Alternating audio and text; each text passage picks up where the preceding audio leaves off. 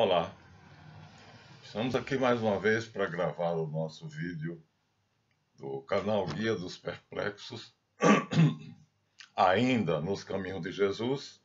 Acho que definitivamente com esses 6 nós encerraremos a Terra Prometida. Então, vamos dizer a vocês, mostrar a vocês como é que eu leio a Bíblia. E como é que eu encontrei esses dois segredos.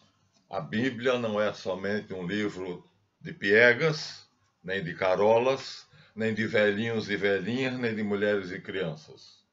É um livro para homens de coragem, homens de temperamento forte e de decisão, porque ele esconde 2 segredos. Este livro que está aqui ensina 2 coisas. Primeiro, que Deus quer que haja um mundo globalizado, já estamos nele, mas ele já foi escrito há 3.000 anos atrás. E lá já estava dito, ninguém supunha. Um mundo globalizado, portanto, quer dizer somente uma cidade, como Marshall McLuhan disse, ou aldeia global.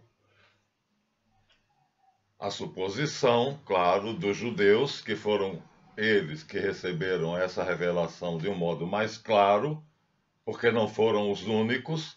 É só vocês recuarem aos grandes impérios da antiguidade e você vai ver que Sargão I e Sargão II também queriam um império mundial. Vocês vão ver que o império babilônico e assírio queria ser o império mundial. Você vai ver que Alexandre, que tomou o império, Ciro, que tomou o império persa, também queria ser imperador do mundo, que Alexandre, que tomou o império de Ciro, também supunha que seria imperador do mundo, e Roma, que tomou o império grego de Alexandre, também supunha que dominaria o mundo.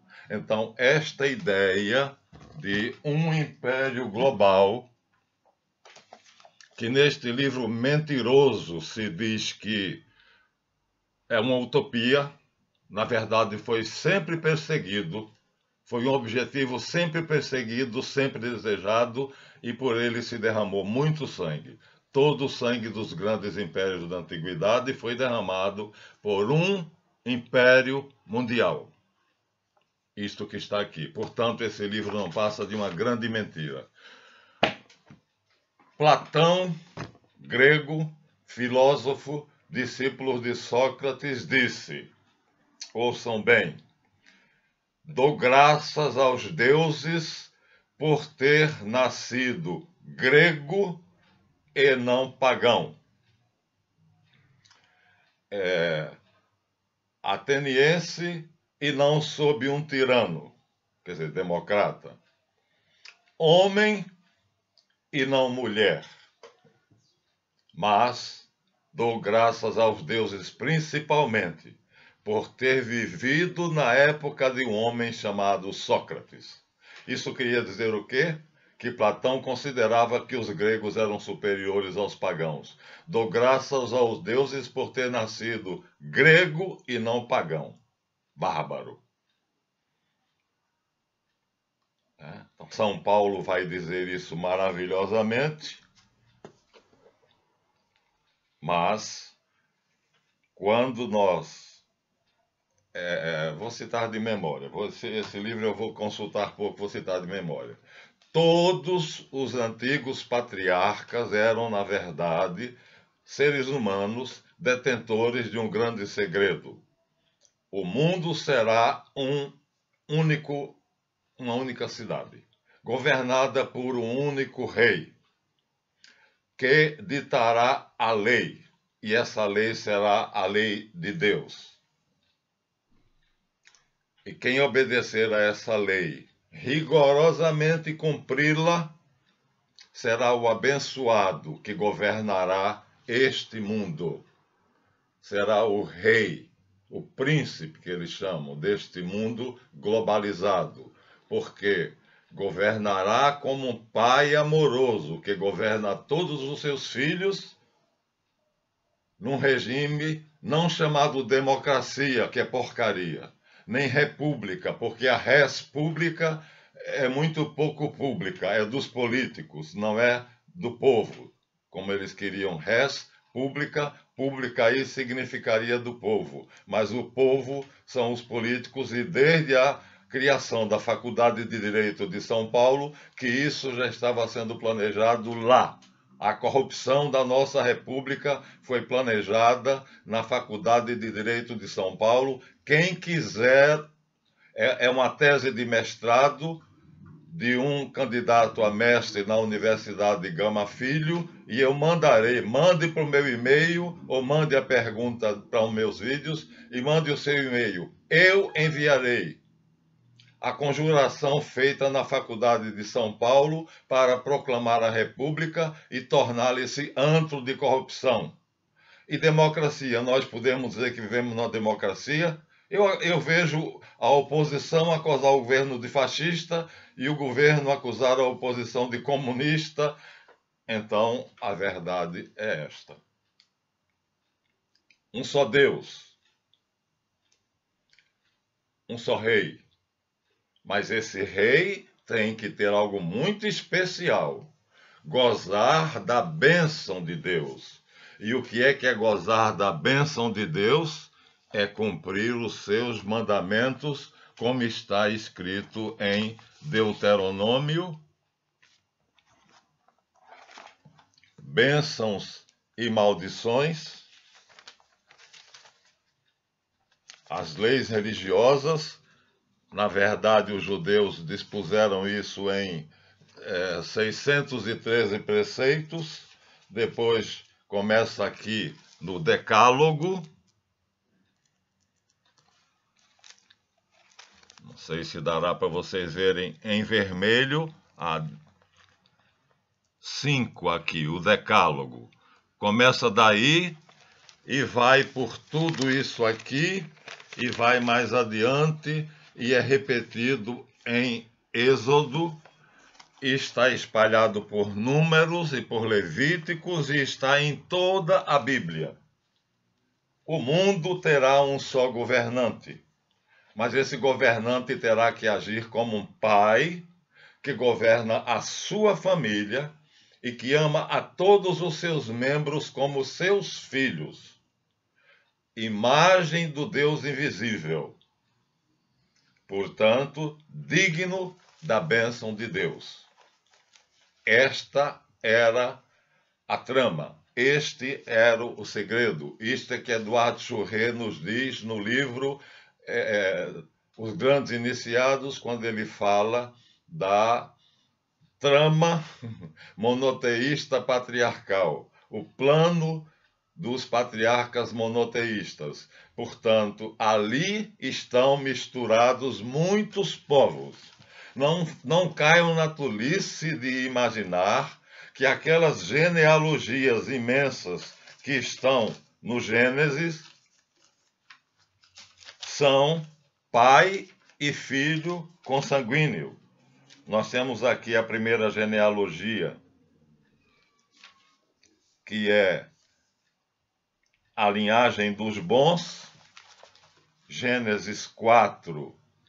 Aliás, primeiro vem a linhagem dos maus. Caim uniu-se à sua mulher, a linhagem dos maus. É Gênesis 4, 17. A linhagem dos maus. Caim uniu-se à sua mulher e ela concebeu e deu à luz Enoque. É outro Enoque, tá? Pôs-se a construir uma cidade e deu-lhe o nome de Enoque, seu filho. E de Enoque nasceu Irad, o qual gerou Mauael. E este Matusael. E Matusael, por sua vez, gerou Lameque. Lameque tomou duas mulheres, uma chamada Ada e outra Sela. Ada deu à luz Jabal, que foi daqueles que vivem em tendas e criaram rebanhos, e vai por aí. Depois, a listagem é curta, porque até hoje nós temos a linhagem dos maus, mas também temos a linhagem dos bons. E agora, a linhagem dos bons. Gênesis 4, 25. Adão uniu-se outra vez à sua mulher, e ela lhe deu à luz um filho, ao qual pôs o nome de Sete, porque disse: Deus me deu outro filho em lugar de Abel, bom, morto por Caim. Então, há duas linhagens simbólicas: a de Caim, que é a linhagem dos maus, os malditos, e a linhagem de Abel, que Caim matou, mas foi substituído por Deus, que deu a Adão e Eva, o casal simbólico original, Sete. E é Edém. Quando Adão tinha... quando Deus fez o homem, fez a sua imagem, criou os homens e mulher e os abençoou. E ao criá-los, os chamou homem. E Adão, tendo chegado à idade de 130 anos, gerou um filho à sua imagem, à semelhança a quem chamou Sete. E depois de ter gerado, viveu ainda 800 anos, quer dizer, 800 anos depois, apareceu um homem abençoado, que cumpria as leis divinas, que amava a Deus sobre todas as coisas e mereceu ser colocado nesta genealogia. Não importa se ele era finlandês, se ele era americano, se ele era brasileiro. Para o autor bíblico, isto até podia não estar claro, porque o profeta nem sempre sabe o significado do que escreveu. Mas esta é a mensagem de Deus. Quer que eu prove? Pois bem, vou provar. Jesus diz para os fariseus: havia muitos leprosos na época do profeta Eliseu, mas ele não curou ninguém em Israel e curou Naamã, o sírio. Olha aí, Naamã entra na linhagem dos bons, mas ele era sírio, mas era Israel. Era filho de Abraão, era semente de Abraão. Como diz Paulo, não nascemos de uma semente corruptível, o espermatozoide, mas de uma semente incorruptível, a palavra de Deus, a lei de Deus, o seu amor pelos homens, despertando em nós o nosso amor por eles. Isto é que é a semente de Abraão. A palavra semente, portanto, sêmen, semente, zraá, vai ser compreendida plenamente muito tempo depois por Pedro, quando ele disser: não nascemos de uma semente, sêmen, zraá, corruptível, que se cair no chão depois desaparece, some. Nascemos de uma semente incorruptível, espiritual, que é a palavra de Deus, que está na Bíblia, desde o princípio até o fim. Então, já dei o exemplo de Naamã. Naamã entra na genealogia dos bons, segundo Jesus Cristo. Mesmo que o nome dele não esteja ali. Especialistas como o professor Júlio Surré pegaram os nomes dos patriarcas bíblicos, investigaram as raízes e as origens e foram encontrar semelhantes com outro nome. Por exemplo, Nimrod tem outro nome em outra civilização e cada civilização dava o nome que queria. Então, a planície que os judeus chamavam de Senaar, na verdade, era a terra dos sumérios. Para os sumérios era Suméria, que quer dizer terra dos homens civilizados. Mas os semitas chamavam como? Sinear. E vocês vão ver essas diferenças de nome que para nós agora aqui não tem a menor importância. Se vocês tivessem a possibilidade de, em uma grande biblioteca, investigar a origem desses nomes, como o professor Júlio Surré fez, em cada civilização, esses patriarcas têm nomes diferentes. Portanto, Nimrod não, porque Nimrod era da semente dos maus. Mas Noé é chamado Utnapishtim pelos caldeus. É chamado de Atrahasis pelos sumérios. Acádios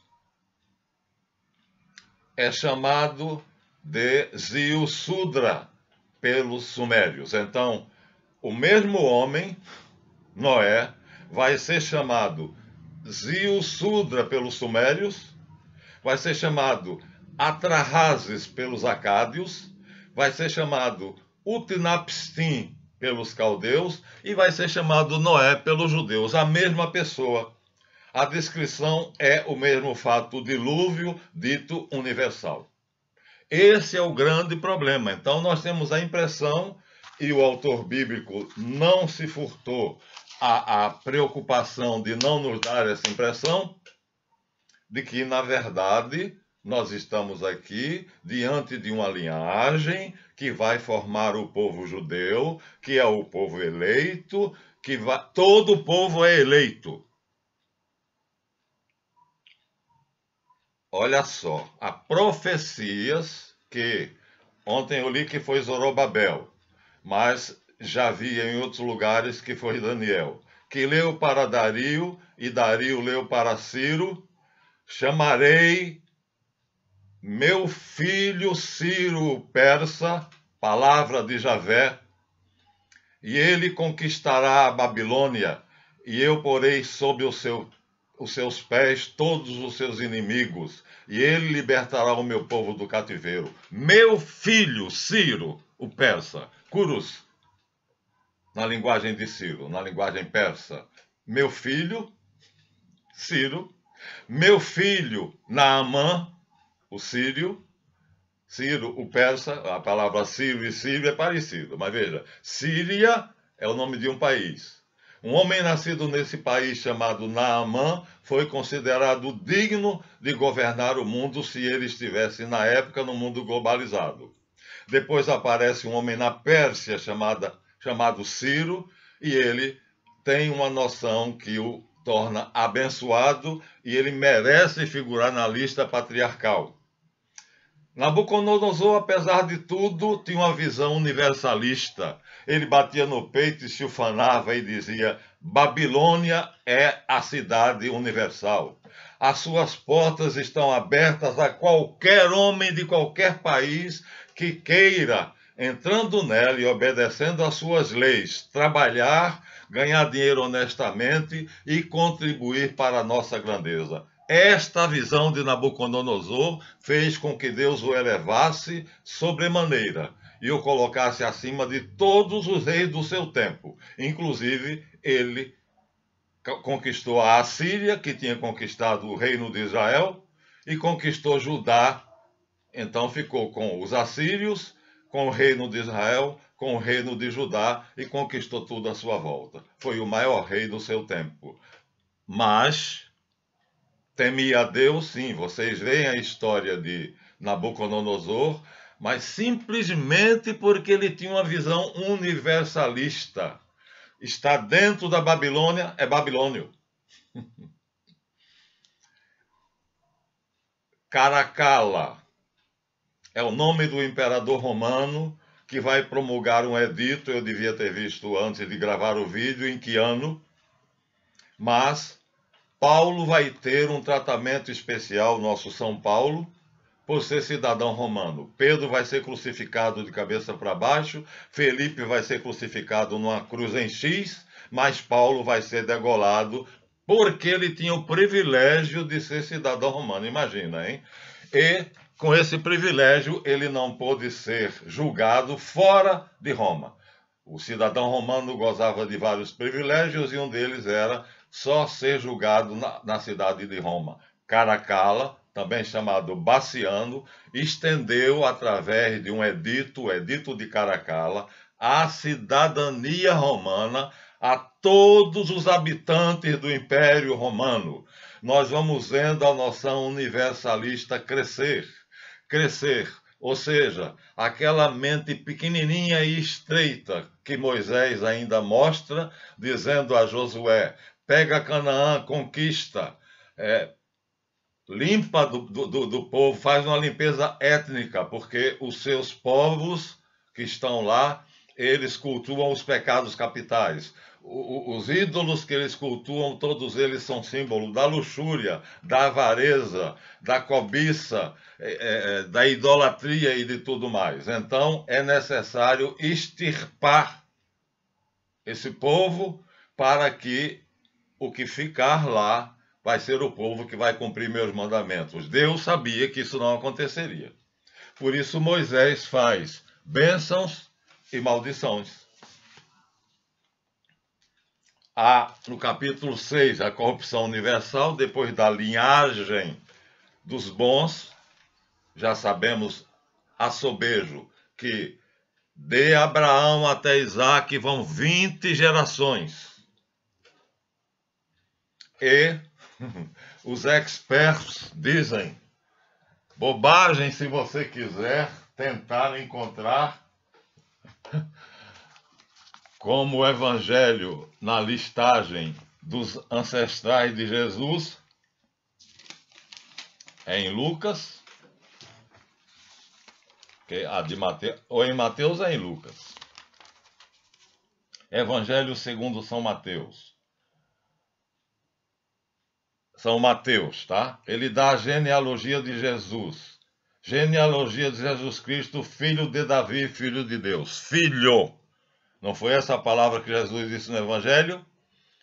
Seu filho não vos libertar, sereis escravos, porque vós estáis no pecado, e aquele que está no pecado é escravo. É necessário amar a Deus sobre todas as coisas.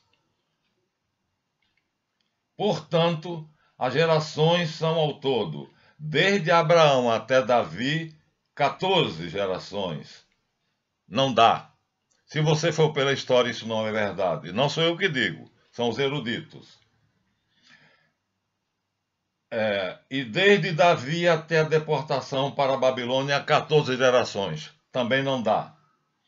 E depois da deportação para a Babilônia até Cristo, 14 gerações. Isto não é histórico. É simbólico. 14 são 2 vezes 7, 7 é o número perfeito, é cabalístico. Apenas o autor fez aquilo para mostrar que seria o tempo perfeito. O tempo perfeito de uma coisa para outra, de um fato para outro, seria 14 gerações, que é 2 vezes 7. Mais do que perfeito, porque estamos caminhando desde Abraão, não é? Com Abraão que ele começa. Abraão gerou Isaac, Isaac gerou Jacó.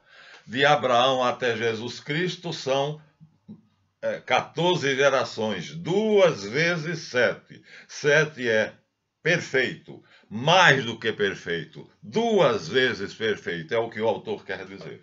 Então nós já inserimos Naamã, o sírio, que foi o único curado por Eliseu, e Jesus Cristo disse, mas quantos leprosos haviam em Israel? Mas todos estavam debaixo da maldição, e Eliseu não curou nenhum. E os judeus ficaram irados com ele. E veio Naamã, da Síria, mas tinha um bom coração, era um filho de Deus, pertenceria à genealogia patriarcal monoteísta, embora ele não soubesse disso. Mas Eliseu, o profeta, sabia e o curou da lepra. E quanto a Raabe, lembram de Raabe? Pois é. Raabe era uma prostituta cananeia. Acho que é na genealogia de... Deixa eu ver se eu encontro aqui. Ah, está aqui. Abraão gerou Isaac. Isaac gerou Jacó. Até aí ficamos na mentalidade estreita dos judeus. Jacó gerou a Judá e seus irmãos. Judá gerou a Fares. Fares de Tamar gerou Hezron. Hezron gerou Arão. Arão gerou Aminadab. Aminadab gerou Naasson. Naasson gerou Salmão. Salmão gerou Boaz de Raabe. Olha, bastava ele dizer Salmão gerou a Boaz. Acabou. A listagem é masculina. Mas aqui eles colocaram Tamar, que obrigou o pai do marido dela a engravidá-la, porque não cumpriu a lei. Então ela fez ele cumprir, obrigou através de artimanha. Então Tamar aparece aqui, era tão esperta, tão inteligente, tão sábia, que o patriarca não cumpriu a lei, morreu o marido dela sem filhos, e ele não lhe deu o irmão mais velho para gerar filhos, e ela, enganando-a, cobriu o rosto, fez-se de prostituta, deitou-se com o pai, o patriarca, e gerou um filho. Por isso Tamar está aqui, porque ela fez cumprir a lei. Tudo se resume na lei. Por isso Moisés disse: aquele que não viver pela lei, morrerá pela lei.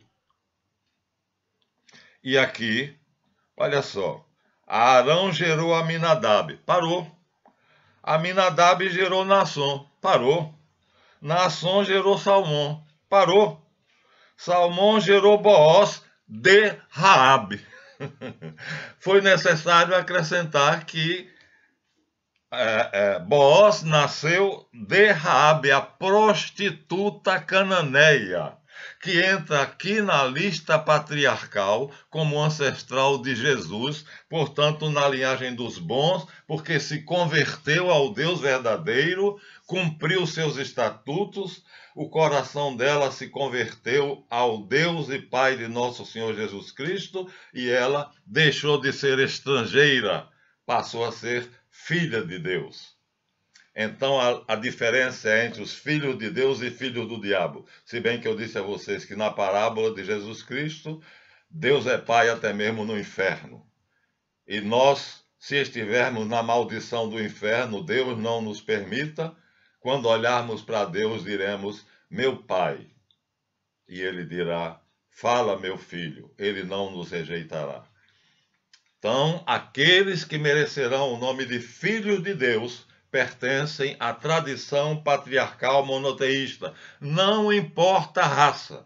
Portanto, o que Kolimeikivide disse ali, importância nenhuma. Esses patriarcas têm outros nomes em outras civilizações. Não é difícil vocês procurarem. Eu tenho um autor ali que é perito nisto, que é o professor Jules Soury, francês, e ele mostra os vários nomes dos vários deuses de acordo com a civilização.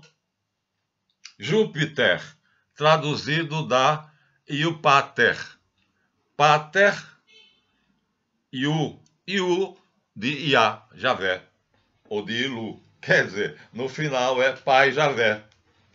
Olha só. No entanto, Júpiter é um deus pagão. Mas como se está falando de Javé, o pai? Do pai Javé. Mas vamos então colocar a coisa. Moisés, os ancestrais de Moisés, Abraão, Isaque e Jacó, sabiam disto? Não sabemos. O fato é que hoje a crítica textual, a crítica literária e os programas de computador são capazes de afirmar isto. De Abraão até Jacó, 20 gerações. São capazes de dizer, afirmar categoricamente que a linhagem patriarcal não é consanguínea. É por amor a Deus. E Enoque andou com Deus. Quer dizer, cultuou o Deus verdadeiro e cumpriu os seus mandamentos. E Deus o levou e não é mais.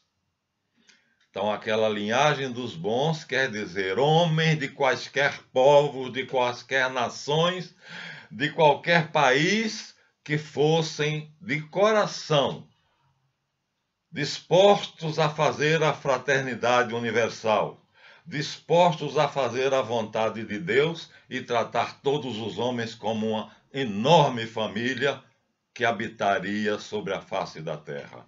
Esta é a promessa. E quando vocês abrirem a Bíblia de vocês e virem Gênesis 1, a criação de Elohim, que nós não vemos. Deus criou o céu e a terra e criou a luz e viu que era boa. E dividiu a luz das trevas, e criou as grandes águas e viu que era bom, e criou as árvores e viu que era bom, e viu que era bom, e viu que era bom, e criou o homem e a mulher em igualdade de dignidade e direitos, e os abençoou, e disse: Reinai sobre tudo, dominai a terra. Tudo isto eu vos dou. É nesse mundo que a gente vive? Não. Este é o reino de Deus que Jesus Cristo veio pregar. Você quer saber o que é o reino de Deus, que é um enigma? Você já leu o Novo Testamento várias vezes. E você já viu que Jesus Cristo várias vezes fala ali do reino de Deus. Chegou o reino de Deus, porque chegou um homem que cumpriu totalmente a vontade de Deus. Ele. E aqueles que cumpriram mais ou menos são chamados filhos, como Ciro, Nabucodonosor. Não importa se são estrangeiros, nem se são prostitutas como Raabe. Para Deus não há discriminação de pessoas. Pedro vai dizer no seu discurso, quando for se justificar diante dos apóstolos, dos companheiros, porque ele entrou na casa do centurião Cornélio. Reconheço agora que Deus não faz acepção de pessoa, e qualquer homem que o tem no seu coração legitimamente e faz o que lhe agrada, também lhe é agradável. Pois Deus não faz discriminação de pessoas. Pronto. Pedro tinha descoberto a pólvora. Aquilo que Jesus veio anunciar. O reino de Deus está em Gênesis 1. Leiam cuidadosamente. Tudo é bom. É isto que Deus fez, isto que nos espera. Este universo está guardado e São João, no Apocalipse, o chama de a Jerusalém Celeste. E Pedro dirá: e virá Jesus Cristo com as suas miríades de anjos, trazendo junto a Jerusalém Celeste. E o apóstolo de Patmos dirá: e eu vi descer do céu a cidade de Deus, a Jerusalém Celeste, e Deus com ele, e ela será a habitação dos homens abençoados. Todos, de quaisquer nações. Então, ao contrário de Platão, que disse: dou graças aos deuses porque sou grego e não bárbaro, Paulo vai dizer: portanto, agora não há mais grego nem judeu, judeu nem gentil, homem nem mulher, escravo nem livre, porque todos são um só ser em Jesus Cristo. É a isto que desde o princípio a Bíblia aponta. Para isto aponta o Gênesis 1, a cidade celestial, a Jerusalém celeste, o reino que Deus criou para os que o amam. Está aqui. Não é apenas bom. Deus, no sétimo dia, olhou a obra que tinha feito e viu que era muito bom. Está esperando por nós. Ou nós estamos esperando por ele, como você quiser. Aí você vê o Gênesis 2 e você vê a criação deste mundo. Portanto, a criação de Gênesis 1 é uma criação que está guardada no seio da divindade, esperando a manifestação dos bons. Como diz Paulo, a natureza geme enquanto espera ansiosamente a manifestação dos filhos de Deus, porque a natureza não foi subjugada pelo mal, não por si mesma, mas pelo poder daquele que a subjugou, Satanás. E ela espera ansiosamente a gloriosa manifestação dos filhos de Deus. Todos esperamos a gloriosa manifestação dos filhos de Deus, e para esses filhos está reservada a Jerusalém Celeste. Leiam, por favor, agora com outros olhos. Leiam agora, traduzindo, onde Jesus Cristo diz: o reino de Deus é isto. Gênesis 1. Este é o reino de Deus. É isto que está guardado para nós. É disto que fala São Pedro quando ele diz: meus irmãos, não quero que ignoreis que não temos neste mundo cidade permanente, mas esperamos a que há de vir. Então é ela que virá. E ela entrará no nosso universo com estrepitoso estrondo, como o choque de duas galáxias. Mas não tenhais medo, porque Deus protegerá os seus. Será como o choque de duas galáxias, o mundo, o universo criado por Elohim, junto com Reshit, Yeshu, entrando no universo criado por Javé e destruindo este universo. Os céus, Senhor, tu desmontarás como uma tenda. Como uma tenda de pastor, tu desmontarás a terra. Mas tua palavra permanece eternamente. Seca-se a erva e murcha a flor. A palavra de Deus, porém, permanece para sempre. É nesta palavra que nós devemos confiar e viver. Amar a Deus sobre todas as coisas. E eis o grande mistério. Deus criou a Jerusalém Celeste, o reino de Deus que Jesus Cristo tanto falou, mas nunca disse o que era. Né? Só disse, o reino de Deus é como a pérola. O reino de Deus é como uma rede cheia de peixes.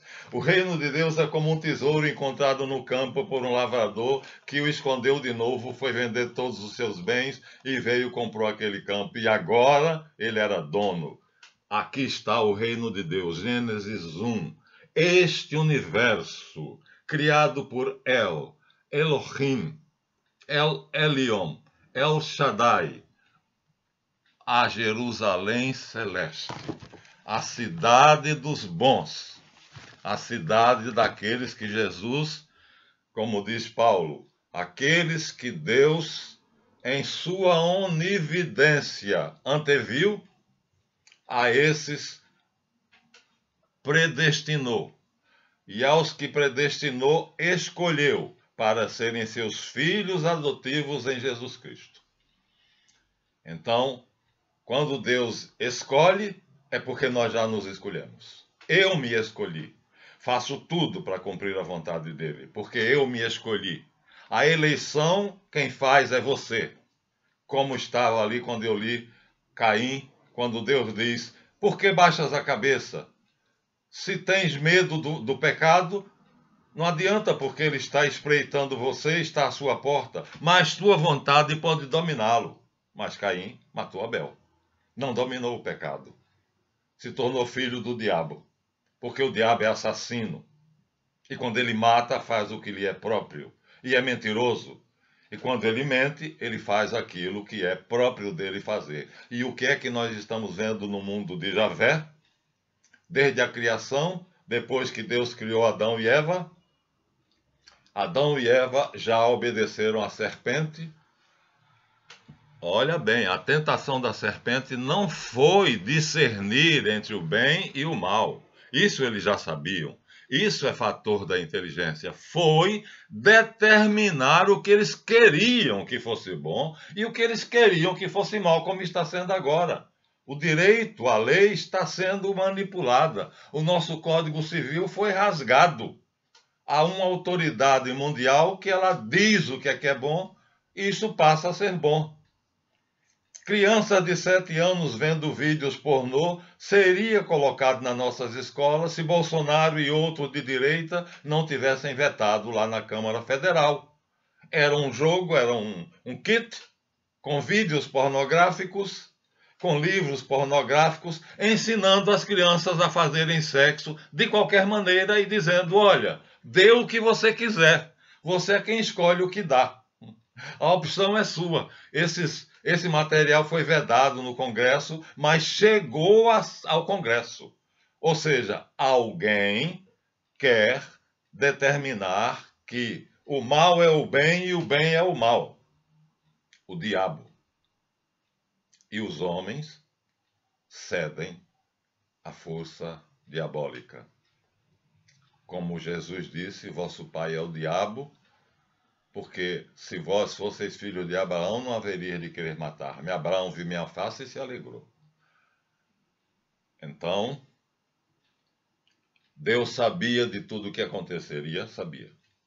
Quando ele criou Adão e Eva no paraíso, ele sabia que desobedeceriam, sabia. quando ele proibiu a árvore da ciência do bem e do mal, que não é discernir entre o que é bom e é mal, já dissemos aqui, isso é uma faculdade própria da nossa inteligência, uma capacidade natural, mas fazer com que uma coisa má seja boa e fazer com que uma coisa boa seja má. Isto é perversão. Se eu decidir, esse governo mundial, que matar é bom, eu vou dizer, é permitido matar. E se eu achar que fumar é mal, porque os fumantes adoecem de câncer e vão sobrecarregar o sistema de saúde, eu vou dizer, fumar é mal. E tem fumante aí que completa 103 anos fumando cachimbo, charuto, cigarro, seja lá o que for, não importa. Mas o que ele quer é, o que eu disser que é bom, e o que eu disser que é mal. Não importa se isso está segundo a lei natural. Se ele disser que eu posso tomar uma cadela por esposa, eu poderei ir e em determinado lugar, nessa religião que ele criará, será feito o casamento entre mim e uma cadela, como foi feito com o tio Chico. Ele casou com a cadela dele. Apaixonou-se por ela, rejeitou a esposa e casou com a cadela. Quer dizer, então, Deus sabia. Ele preparou de antemão para os dele, para os que o filho dele veio resgatar, a Jerusalém Celeste. Gênesis 1. O universo bom que está guardado no seio de Deus, esperando a hora da sua manifestação. E mandou Javé fazer um universo de provas. Não diremos universo ruim, porque não era ruim. Quem tornou ruim foram os homens que obedeceram à voz da serpente, Samael, o diabo, que mentiu, dizendo, ora, por que isso é bom e isto é mal? Porque Javé disse? Porque a lei de Javé determina o que é bom e vocês devem fazer, e determina o que é mal e vocês não devem fazer? Ó, lorota! Façam o que vocês quiserem, como disse Crowley. Façam o que quiserem, pois é tudo da lei. Né? Não é assim que está o livro da lei do Aleister Crowley? O 666, como ele se auto-intitulava, faça o que quiserem, pois é tudo da lei. Se fizermos isso, o mundo vai se tornar um caos, como Kant provou. Porque o que garante o meu direito é eu respeitar o direito do outro. E assim, todos respeitando os próprios direitos, terminaremos tendo uma sociedade onde haja o mútuo respeito. E aplaudiram porque ele fundou a ética e a moral, uma ética e uma moral sem se basear em premissas religiosas. Simplesmente raciocinando. Se eu for bom com o meu próximo e for cordato e tratá-lo como cidadão, ele me tratará. A recíproca será verdadeira. E se eu matar, aí ele também não terá outro remédio a não ser me matar. Portanto, Kant fundou a moral baseado no raciocínio.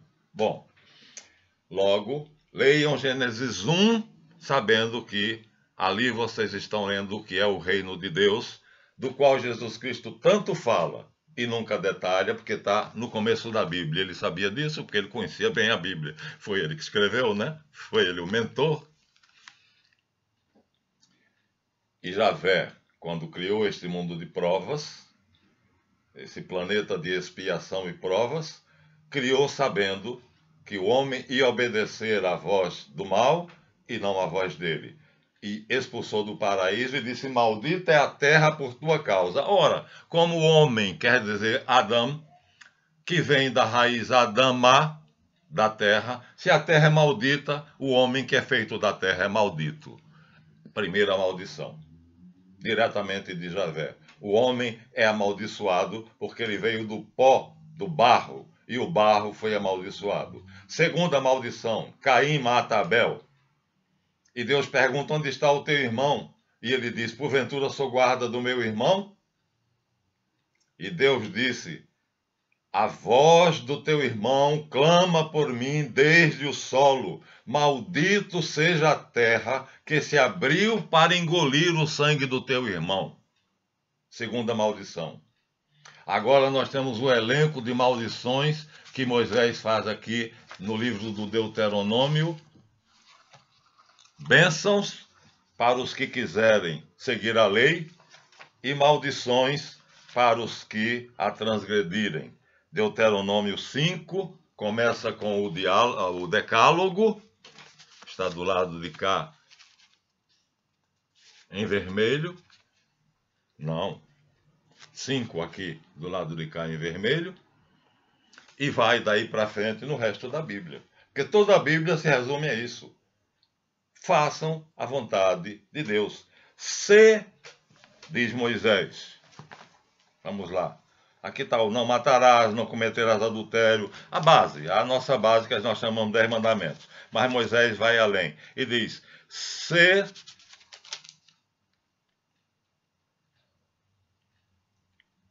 ama o Senhor teu Deus, observa seus mandamentos, seus estatutos, decretos e preceitos. Reconhece hoje, pois não falo dos vossos filhos, os quais não sabem e não viram a disciplina do Senhor. Quando Abirã, filho de Eliabe, filho de Ruben, quando a terra se abriu e os engoliu com suas famílias, sua tenda e todos os seus adeptos, não é isso aqui. Se, portanto, obedecerdes pontualmente aos meus preceitos, diz o Senhor e Moisés, que hoje vos imponho, amando ao Senhor vosso Deus, servindo de todo o vosso coração e de toda a vossa alma, a seu tempo farei cair a chuva que necessita a terra. A primeira chuva e a tardia, a colheita do trigo, tu a colherás, o teu vinho novo e o teu azeite farei brotar. E assim continua as bênçãos. Mas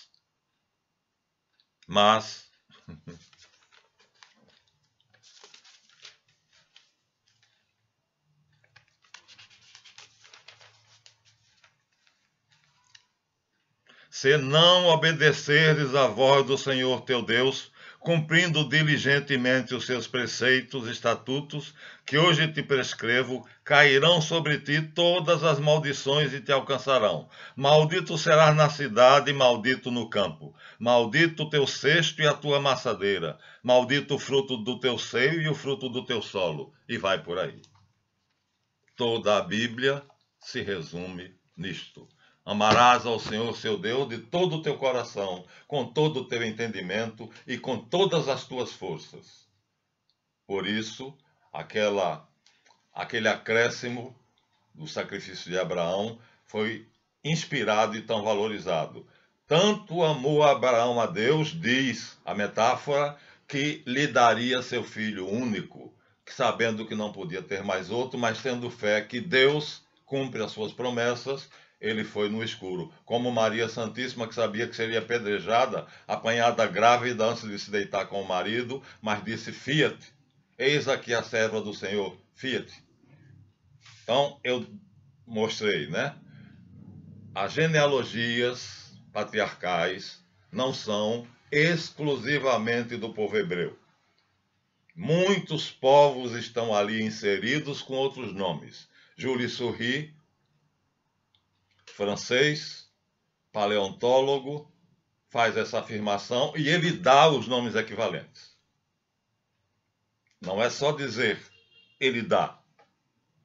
Em tal civilização, tal nome, ali tal nome, em cada civilização ele dá o nome daquele personagem, porque ele fez uma pesquisa histórica e percebeu que era a mesma pessoa, descrevendo os mesmos fatos, como no dilúvio, portanto, não podia ser outro.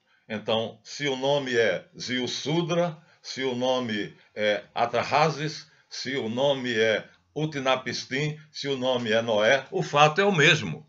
Você vai ler o dilúvio em todas essas civilizações e o fato é o mesmo, logo é a mesma pessoa e é o mesmo fato. Não importa o nome. Então aqui vamos logo quebrar isto e justamente Nabucodonosor foi grande porque ele tinha essa visão universalista. Que aqui e ali os judeus alcançaram. Quando Naamã, o sírio, buscou Eliseu para curá-lo da lepra e ele o curou. Quando Josué aceitou que Raabe tivesse se convertido verdadeiramente a Deus, sendo ela uma prostituta cananeia, e a colocou na genealogia judaica. Não precisava São Mateus colocar de Raabe, porque ele não coloca, diz, fulano teve Beltrano, Beltrano teve fulano, fulano Beltrano, mas fulano de Raabe teve, ele coloca ela, para mostrar que a noção de Deus é universalista e que todos que quiserem serão filhos de Deus. É você quem se elege, é você quem escolhe, a escolha é sua. Maldito serás se desobedeceres à voz do teu Senhor e Deus. Bendito serás e abençoado tudo na tua casa, se tu obedeceres e o amardes de todo o coração. Pronto. Este é o homem perfeito, este é o Filho de Deus. Ciro Curos, meu filho, o persa. Como pode então figurar na genealogia dos patriarcas hebreus o persa? Mas está lá. Podem ler na tua Bíblia. Chamarei meu filho Ciro o persa. Raabe, a prostituta cananeia, na genealogia está lá. Em Mateus, ela aparece na genealogia do Messias, de Jesus. E, assim, por fora aqueles cujos nomes, como eu já lhe disse, Júlio Surri dá o equivalente em hebreu, porque o vale de Sinear, chamado pelos judeus assim, era o vale dos Sumérios. Sumérios para os Sumérios, Sinear para os judeus, mas é o mesmo lugar. Então, querem saber o que é o reino de Deus? Leiam Gênesis 1. Está preparado para nós. O apóstolo São João, em Pátimos, tem a visão e o chama a Jerusalém Celeste. O reino do homem, que na verdade é o reino de Satanás, o próprio Jesus Cristo diz, o mundo jaz no maligno, e na tentação o diabo diz, veja todos esses reinos, o brilho, as riquezas, as fortunas e a glória, tudo te darei, porque me foi entregue nas minhas mãos, e eu dou a quem eu quiser. Não mentiu. O poder do mundo é dele, e ele deu a quem ele quis. Está lá, não vou mais falar do nome da besta, mas está lá, governando o mundo. Deus sabia que era assim. Logo, o trabalho de Josué, conquistando Canaã, já era de antemão condenado ao fracasso.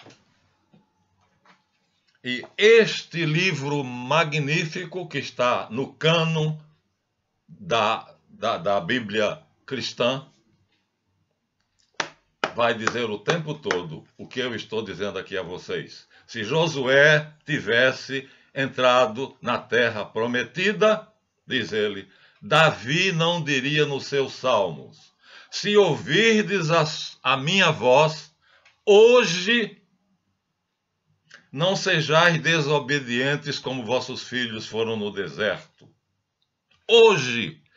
E aí diz o autor da carta, portanto, há um hoje. E nós estamos há quantos anos que Josué conquistou Canaã? 1230 anos. E o autor da carta se baseia nesse hoje dito por Davi no ano 1000. Se é verdade que Josué conquistou Canaã e que Canaã é a terra prometida, por que é que Davi, 250 anos depois, diz: hoje, se ouvirdes a sua voz, não endureçais os vossos corações como os vossos pais no deserto, porque rejeitaram-me apesar de terem visto as minhas obras. E eu disse, essa gente tem o coração transviado, esse povo não conheceu os meus caminhos, portanto jurei na minha ira, jamais entrarão no repouso prometido. E toda aquela geração morreu no deserto. Só entrou Josué, filho de Num, e Caleb. Eleazar já era outra geração, porque Arão também morreu. Então, veja como é genial o autor da carta aos Hebreus. Se Josué tivesse dado repouso à terra prometida, onde tereis leite e mel, o reino de Deus, então Davi não diria 250 anos depois, se ouvirdes hoje a tua voz, e cada vez que eu leio esse salmo eu digo de novo, hoje, e o autor diz, haverá, Dattler, comentando, diz, haverá sempre um hoje. Porque sempre é tempo de conversão. Que coisa maravilhosa. Deus está esperando que você diga: hoje eu te pertenço. Eu sou teu. Ele quer que você seja seu filho amado. E ele está esperando hoje. Que maravilha, não é? O autor da carta aos Hebreus tirou de um salmo de Davi, acho que o salmo 91, essa palavra hoje, e nela se baseou para dizer: Josué não conquistou a terra prometida. Aquilo não era a terra prometida. O que veio depois? O que veio logo, logo? Os juízes todos lutando contra os cananeus. Você vai ver Sansão lutando contra os filisteus, vai ver Jefté lutando contra os amorreus, você vai ver que Davi vai ter de conquistar todo o território para ter uma certa paz, lutando contra todos aqueles povos que estão do Eufrates ao Nilo. Cadê o repouso? O autor da carta diz: quando Deus der ao seu povo repouso, nós entraremos no nosso, assim como ele, no sétimo dia, entrou no dele. No sétimo dia, Deus repousou, diz o Gênesis. E aí, o autor da carta aos Hebreus diz: quando isto acontecer, nós entraremos no repouso dele e com ele repousaremos. Porque por enquanto Jesus disse: o Pai trabalha e eu trabalho. Ainda não chegamos à terra prometida e nem chegaremos. É ela que virá até nós. Como Pedro diz, com estrepitoso estrondo. São dois mundos, duas galáxias, dois sistemas que se chocarão. E o universo de Elohim se chocará e entrará no universo de Javé e o reduzirá a nada.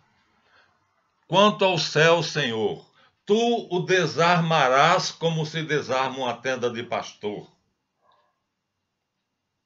Tudo será desmontado, o sistema entrará em colapso, os céus e a terra passarão, disse Jesus, mas a minha palavra não passará. Tudo entrará em colapso nesse universo, como Stephen Hawking predisse daqui a 5 bilhões de anos. Mas eu não sei se será daqui a 5 bilhões, porque a ciência não é tão confiável assim.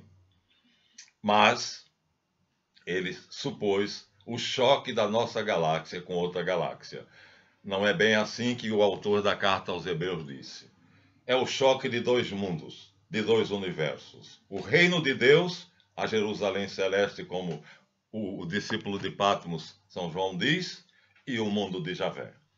Esse campo de provas onde nós vivemos. Portanto, conquistar Canaã não era conquistar a terra prometida.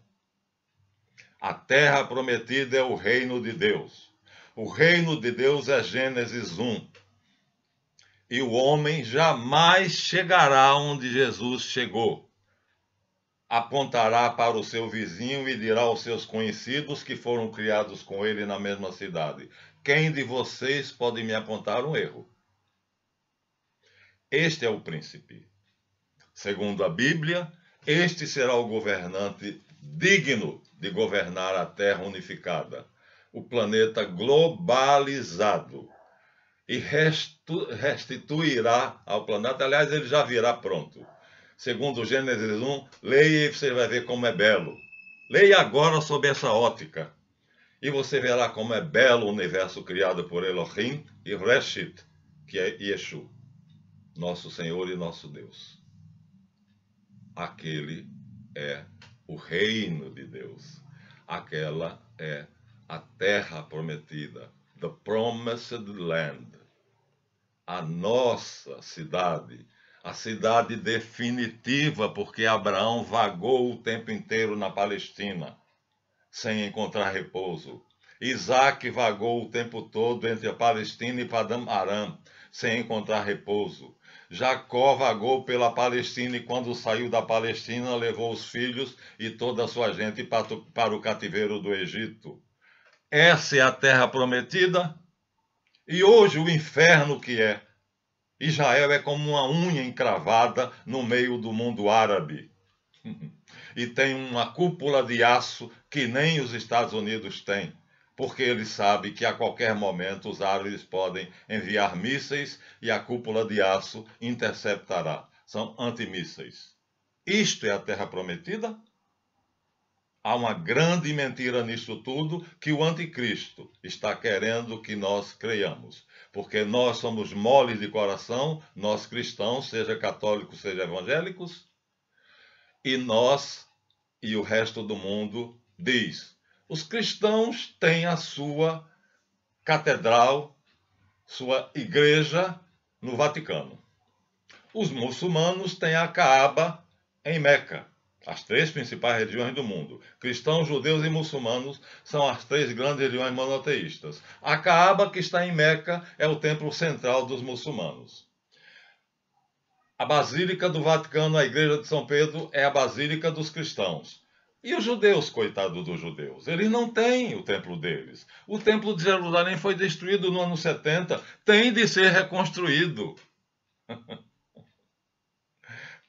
Como? Pela bala, pelo crime, pela invasão, pela expulsão dos habitantes, como disse o Rabi Israel Davidson Weiss. Não é assim que está predito.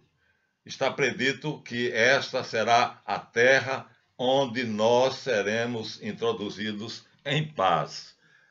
Que ele se converta e descubra essa verdade, como outro que eu vi citar, Zacarias, acho que 28:12, Jerusalém toda se reunirá, e chorarão como se chora um filho único. Eu ouvi de um rabino convertido ao cristianismo essa coisa linda. E chorarão como se chora por um filho único, e olharão para aquele que traspassaram.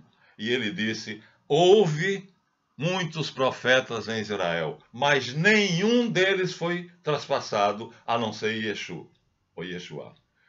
E o Talmud reconhece que Yeshua foi um profeta. Os judeus reconhecem que Yeshua foi um profeta. Quer digam que ele fez trato com Beelzebu, quer não digam, mas que ele fez profecias. Ele profetizou a destruição do templo. Vamos dizer assim, uma das coisas mais evidentes.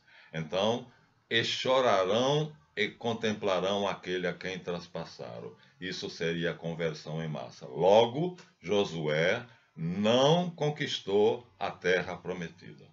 Mas tudo isso está nos planos de Deus. Aquela terra tinha que sofrer aquela invasão para que os judeus se convencessem de que pecamos diante de Deus e não merecemos a sua bênção. Estamos ainda sob a maldição. 3 maldições. A de Javé ao solo por causa de Adão, a de Javé ao solo por causa de Caim, a de Moisés a todos que não cumprirem a lei do amor. E Paulo diz: buscai os bens espirituais, mas buscai sobretudo a caridade, o amor. Não terminarei ainda nesse vídeo, porque falto eu completar isto. Josué não conquistou a terra prometida, a Palestina, o Estado sionista de Israel, não é a terra prometida está aqui, descrita claramente no livro do Gênesis 1. Esta é a terra prometida. Esta é a terra feita por Deus. Este é o reino de Deus, onde reina Jesus Cristo, como único rei. E ele reinará para sempre. E ele voltará e virá até nós e será o nosso rei. E habitará conosco. E será de fato o Emanuel. Deus está com a humanidade. Muito bem, ainda vou ter que fazer outro vídeo, porque não falei ainda de Josué o que eu queria, mas já disse. entram na lista patriarcal. Naamã, o sírio, Raabe, a prostituta cananeia, depois Ciro é chamado de filho por Deus, através de Jeremias, chamarei meu filho Quiros, da Pérsia, para libertar o meu povo. Ora, se é filho de Jesus, o filho permanece para sempre na casa, o escravo é que é vendido. Então é um Machias, é um ungido, é um amado de Deus. Logo, está na lista patriarcal dos grandes patriarcas de Israel, da trama monoteísta patriarcal, da tradição monoteísta patriarcal. Isso é que interessa. Vamos então esperar que no próximo vídeo eu feche de fato esse assunto, porque eu acho que já está compreendido. O príncipe desse mundo foi lançado fora, disse Jesus, mas foi espiritualmente, para aquele que aceita Jesus, porque para o mundo ele está reinando. Por isso Jesus disse: Pai, eu vos peço por eles, pelos meus, não que eu tireis do mundo, mas que os livreis do mundo, porque o mundo está debaixo do maligno. Vamos pedir a Deus então que nos proteja, que proteja a todos os que nós amamos, que nos faça ver a luz que aquele rabino que falou sobre Zacarias mostrou que, infelizmente, nem todos os judeus viram a luz que ele viu e que se converteu. E espera a conversão de Israel em massa ao Messias, ao único que era, que é e que virá. A ele honra e glória. Amém.